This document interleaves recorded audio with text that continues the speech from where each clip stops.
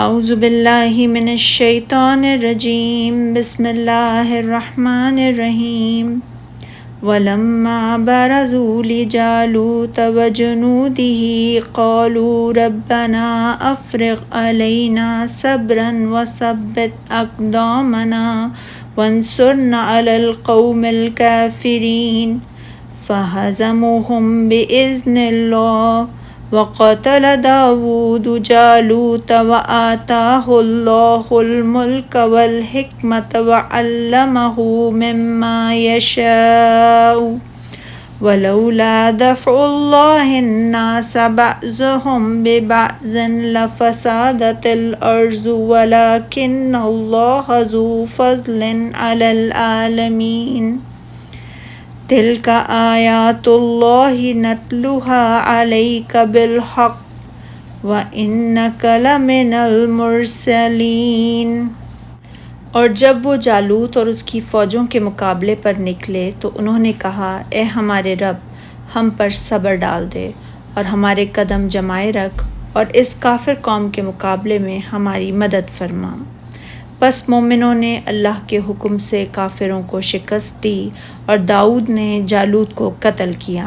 اور اللہ نے داؤد کو بادشاہی اور حکمت عطا کی اور جو چاہا اسے سکھایا، اور اگر اللہ انسانوں کے ایک گروہ کو دوسرے گروہ کے ذریعے سے ہٹاتا نہ رہتا تو یقیناً ساری زمین کا نظام بگڑ جاتا، لیکن اللہ دنیا والوں پر بڑا فضل کرنے والا ہے۔ یہ اللہ کی آیتیں ہیں، ہم حق کے ساتھ آپ پر ان کی تلاوت کرتے ہیں، اور بے شک آپ صلی اللہ علیہ وآلہ وسلم رسولوں میں سے ہیں۔ اور جب اہل ایمان جو کہ صاحب اصحاب طالوت تھے اور قلیل تعداد میں تھے، اپنے دشمن اصحاب جالوت کے مقابلے میں آئے جو کہ تعداد میں بہت زیادہ تھے، تو انہوں نے اللہ سے دعا کی، اے ہمارے پروردگار، ہم پر صبر کے دہانے کھول دے، یعنی اپنی طرف سے ہم پر صبر نازل فرما اور ہمیں لڑائی میں ثابت قدم رکھ، یعنی دشمنوں کے مقابلے میں ہمیں ثابت قدمی عطا فرما اور فرار و عجز سے محفوظ فرما، اور لشکر کفار پر ہمیں فتح یاب کر۔ اللہ تعالیٰ کا ارشاد ہے، چنانچہ طالوت کی فوج نے اللہ کے حکم سے ان کو ہزیمت دی، یعنی ان پر غالب آ گئے اور اللہ تعالیٰ کی نصرت و عنایت سے انہیں مغلوب کر دیا۔ اور داؤد نے جالوت کو قتل کر ڈالا۔ اسرائیلی روایت میں ہے کہ داؤد علیہ السلام نے اس گوپیے کے ساتھ جالوت کو قتل کیا جو ان کے ہاتھ میں تھا۔ انہوں نے اس سے پتھر پھینکا اور جالوت کو لگا اور وہ قتل ہو گیا۔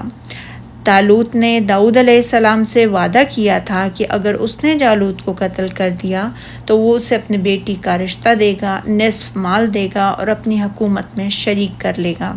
چنانچہ اس نے یہ وعدہ پورا کر دیا۔ پھر بالآخر حضرت داؤد علیہ السلام ہی بلا شرکت غیر بادشاہ بن گئے، اور اس کے ساتھ اللہ تعالیٰ نے انہیں نبوت کے عظیم منصب سے بھی سرفراز فرمایا۔ اسی لیے اللہ تعالیٰ نے فرمایا ہے، اور اللہ نے ان کو بادشاہی بخشی، یعنی جو طالوت کے پاس تھی، اور دانائی،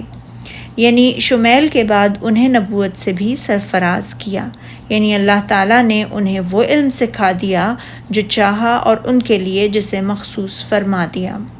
پھر اللہ تعالیٰ نے فرمایا، اگر اللہ لوگوں کے ایک گروہ کو دوسرے گروہ کے ذریعے سے نہ ہٹاتا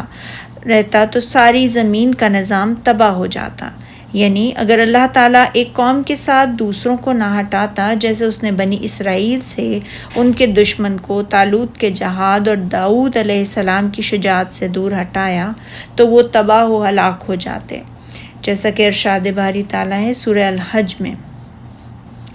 اور اگر اللہ لوگوں کو ایک دوسرے سے نہ ہٹاتا رہتا تو بلا شبہ راہبوں کے صومعے اور عیسائیوں کے گرجے اور یہودیوں کی عبادت گاہیں اور مسلمانوں کی مسجدیں جن میں اللہ کا بہت سا ذکر کیا جاتا ہے گرائی جا چکی ہوتی۔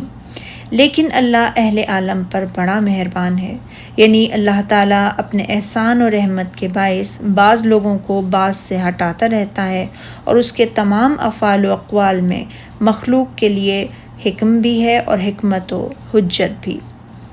پھر فرمایا یہ اللہ کی آیتیں ہیں جو ہم آپ کو سچائی کے ساتھ پڑھ کر سناتے ہیں، اور اے نبی صلی اللہ علیہ وآلہ وسلم آپ بلا شبہ پیغمبروں میں سے ہیں، یعنی اللہ تعالیٰ کو یہ آیات جو ہم نے ان لوگوں سے متعلق سنائی ہیں جن کا یہاں تذکرہ کیا ہے یہ بالکل سچ ہیں، یعنی یہ امر واقعی اور اس کے مطابق ہیں جو حق اس وقت اہل کتاب کے پاس ہے اور جسے علماء بنی اسرائیل خوب جانتے ہیں،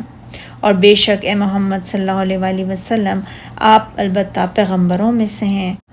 سبحانک اللہم و بحمدک اشہد ان لا الہ الا انت استغفرک و اتوب الیک۔